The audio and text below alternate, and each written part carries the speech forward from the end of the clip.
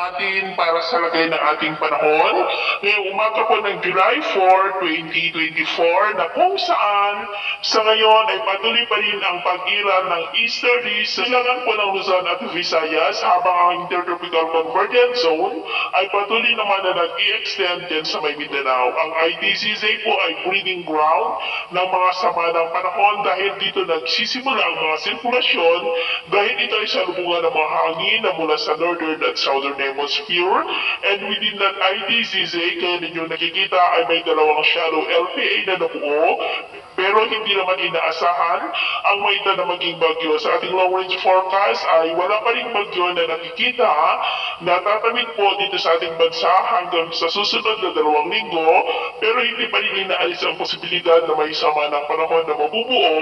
dyan pa sa silangan ng ating bansa. At sa lagay ng ating panahon, ngayong madaling araw ay maayos pa rin ang panahon sa malaking bahagi ng bansa, pero may tsansa pa rin ng mga isolated rain sa ilang bahagi ng Quezon, Punulo Island, Oriental Mindoro,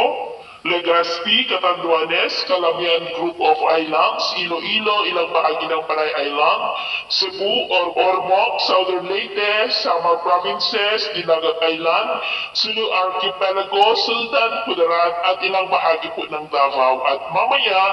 ay sisikat pa rin ang araw sa malaking bahagi ng ating bansa, mainit at maalinsangan, pero may chance pa rin ng maulap na kalangitan with isolated rain sa ilang bahagi ng Southern Quezon, Bicol Region, Kabisayaan, Dinagat Island, Sulu Archipelago at Zamboanga. At mamayang hapon, posibleng malalakas na ulan sa malaking bahagi ng Visayas, Mindanao, ilang bahagi ng Southern Luzon, Calabarzon, Metro Manila, Pangasinan, Ilocos Region, Cordillera, Nueva Vizcaya, Quirino at Aurora. Kaya mag-ingat po tayo sa posibleng bantapanin ng mga pagbaha at pagguho ng lupa. At sa atin naman po mga baybayin, wala naman po tayong nakataas na naman gale warning signals, pero ba yung mag-iingat lamang po